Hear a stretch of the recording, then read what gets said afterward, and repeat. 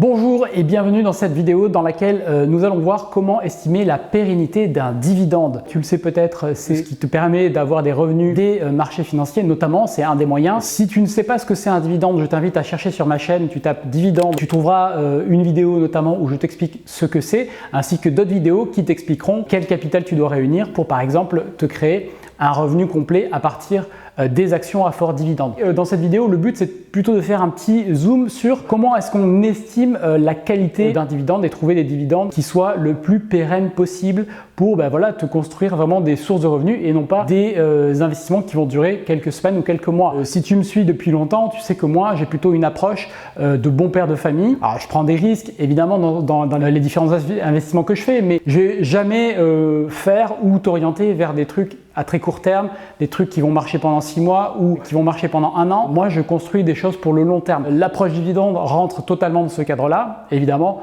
il faut choisir les dividendes qui sont les plus adaptés. Donc, si cela t'intéresse, je t'invite à regarder dans la description. Tu vas trouver un lien vers un guide que je te propose où je te donne 4 critères pour choisir une action à fort dividende. Ça va te permettre de retrouver un petit peu ce que je vais dire. Et il y a d'autres choses dans le guide que je n'aurai pas le temps d'aborder dans cette vidéo parce que sinon la vidéo serait très longue. Mais tu trouveras ça dans le guide, donc je t'invite à le télécharger si tu t'intéresses à la bourse. On va parler de comment on estime un dividende, comment tu peux savoir, comment est-ce qu'on fait quand on regarde ce qu'on peut mettre dans son portefeuille pour dire tiens, cette action-là, je pense qu'elle est adaptée et celle-ci, je pense qu'elle n'est pas adaptée. Je ne vais pas te transformer en analyse financier là en ces quelques minutes. Donc ici, c'est plutôt une approche 80-20 où tu vas faire en fait les 20% du travail qui te donne 80% des résultats. Tu n'auras pas un résultat à 99% ou 100% comme pourrait le faire un professionnel, mais tu fais juste ce petit travail, ces 20% qui vont te donner la plupart des résultats, en tout cas bien mieux que la plupart des gens qui choisissent des fois leurs actions sur des critères farfelus. Le premier élément qu'il faut que tu saches, c'est que pour trouver ces actions à fort dividende, on utilise en fait ce qui s'appelle un screener. Un screener, c'est un outil de filtrage, tout simplement, un moteur de recherche, le Google du dividende si tu veux, parce que il existe des milliers et des milliers de sociétés et donc pour trouver celles qui sont éligibles, on utilise ce filtre tout simplement, on va mettre nos paramètres. Et ce que je vais t'expliquer dans la suite de la vidéo, c'est quels sont les paramètres que tu peux mettre justement dans ce screener pour qu'il te donne des résultats pertinents. C'est une partie du travail, c'est la première étape, c'est utiliser cet outil de filtrage. Je peux te donner un des screeners qui est vraiment très sympa. Il y en a plusieurs, il y en a plein, il y en a des gratuits, il y en a des payants, mais tu peux utiliser un screener qui s'appelle Finviz, F-I-N-V-I-Z, qui est un screener qui est assez pratique. Et en gros, l'idée c'est de mettre les paramètres qui vont te permettre de sortir une liste dans laquelle tu vas pouvoir piocher parce que tu auras déjà éliminé, là encore une fois, 80% des sociétés qui ne rentrent pas dans ces critères.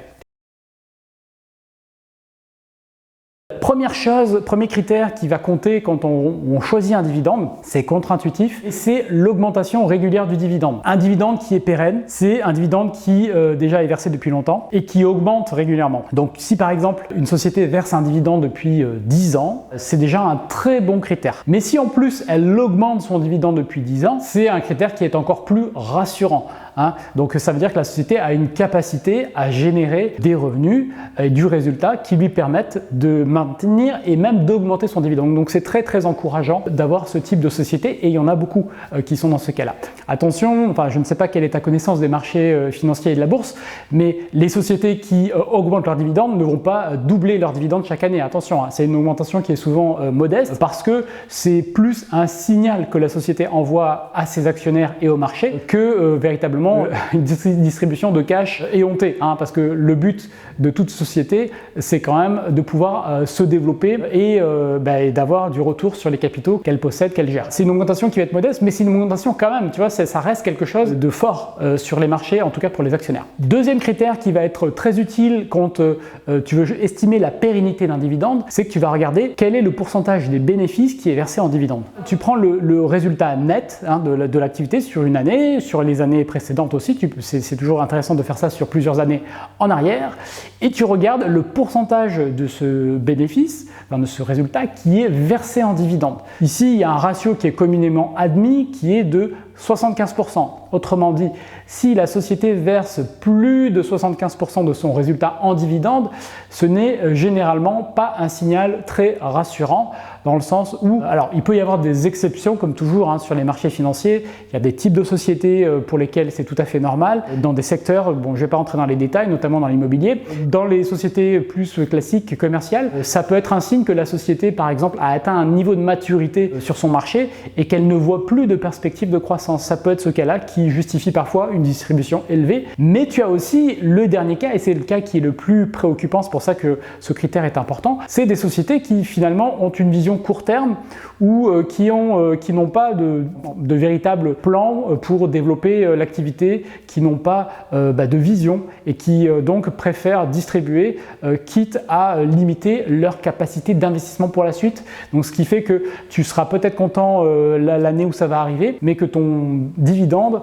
d'ici 2-3 ans, quand la société aura sous-investi et qu'elle se fera rattraper par ses concurrents ou qu'elle va rater des virages technologiques, en fait son dividende va diminuer, voire être coupé. Donc ce n'est pas un résultat que l'on souhaite quand on est actionnaire. En tout cas, dans mon approche, encore une fois, moi je vise du long terme. Si la société distribue un haut pourcentage de son résultat net, ce n'est pas en fait ce que l'on souhaite, contrairement à ce que des fois des gens imaginent, les personnes qui ne sont pas forcément actionnaires.